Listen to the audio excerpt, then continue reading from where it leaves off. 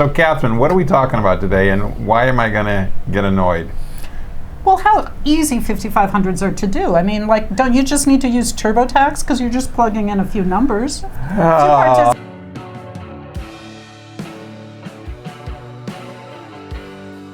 You sound like you've been talking to some CPAs I know. All right. So the purpose for girls don't tell. Yeah, well, okay.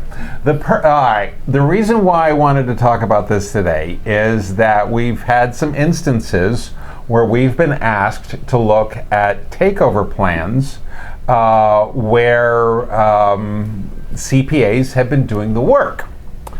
And the only work they've been doing have been filling out the 5500 because they've been reading the instructions for the Form 5500 and thought that was all you have to do.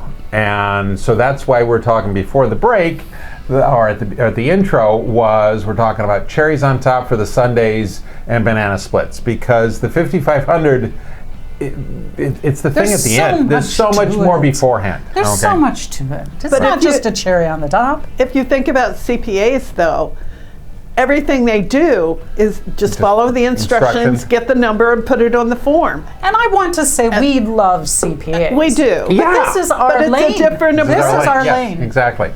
So under the heading of, we're trying to have this series about why we do what we do and why does it seem so hard, is that it seems so hard because the 5500 is just the summary of the answers at the end. All right.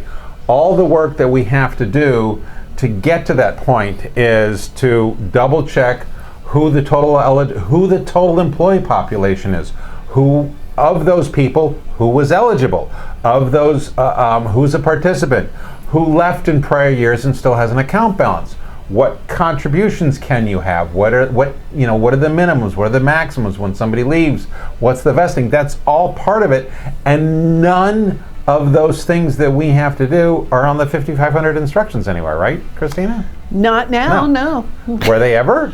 Well, at one time you had to give a report as to whether the plan passed coverage test. Yes, but right now, for the vast majority of people for 5500s, the 5500 is not the most important thing. No, it's an important thing. It's very important from a penalty standpoint. Yeah. I was going to say, but there's a lot of work that needs to be done beforehand, and that has to do with eligibility and following the plan document, reconciling the assets. Was there anything else that you wanted us to talk about with this, Catherine, or have I sufficiently?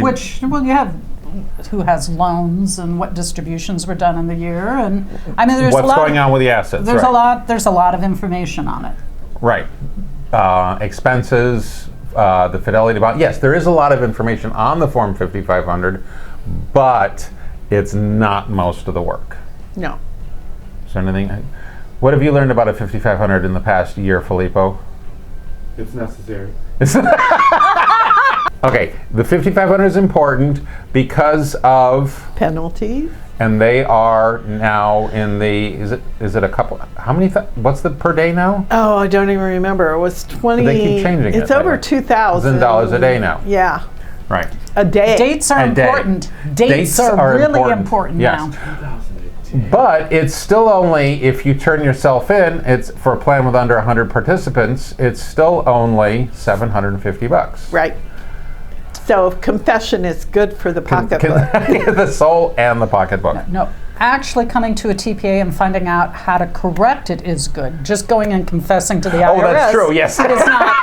I really want to make super clear. Just don't call up and say, oh, I screwed up. There is not an actual, yes, there isn't an actual. You have to actually file. Yes, there isn't an actual confession line at the IRS. That would be interesting. That would be very interesting. That might be an interesting series, right? They never answer their phone. They never answer the phone anyway. IRS so confessionals. Right. Yeah, so when I say confess, that means there's a self-reporting process we can help you come in with. out of the cold. Right. All right. So have we made this subject boring enough, Catherine? Well, it needs to be done. It needs to be done. It's a summary of a lot of activity that's important to get right. Yep. You're going to pay a lot of money if you don't do it. You also might pay some money if it's really messed up and doesn't really make any sense, too. And it forms the basis for a government audit of your plan if you do it if you do it wrong. Or if you have questionable things going Yes. on and you do it right. Very true statement. So you think you And can- it's actually very visible, really, actually. It is. Oh, yeah. Thank you for reminding me of that. So that whole idea that, oh, nobody will ever see it. Form 5500s are publicly available at the Department of Labor's website. Unless Very you're an owner convenient only. website to Unless, search yes. stuff. So, That's why you want to electronically sign it, is so that it's not your real signature, right? Right. well, that's part of it too. Yes. I'm just, Yeah. All yeah. right. Okay, so I think we've done enough today. It's been a good afternoon to drink bourbon. All right. If you've got any questions, comments, or concerns, the website, of course, is hunterbenefits.com. If you want to stump me with questions, it's sales@hunterbenefits.com. Like, subscribe, comment. Anything else, Filippo? Have a wonderful weekend. Thank you. Here's looking at you. And never give up. Take care.